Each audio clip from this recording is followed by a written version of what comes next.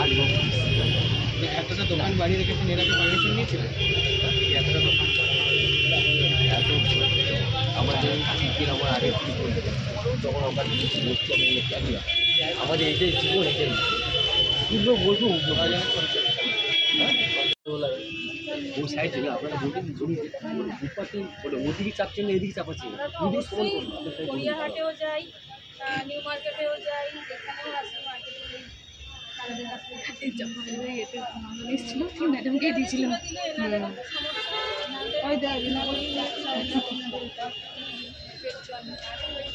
আমাদেরও সেখান থেকে তুলে দিলে আমাদের সমস্যা করতে হবে, আমাদেরও সমস্যাটা তো আসে। তাছাড়া যদি এই ফুটপাত নিয়ে বলে যে হ্যাঁ ফুটপাতের ওপর এতটা করে জায়গা নিয়ে, সত্যি আমাদের এর আগে যখন আমরা এসেছি এখান থেকে চলার খুবই অসুবিধা হতো, নিশ্চয়ই হতো।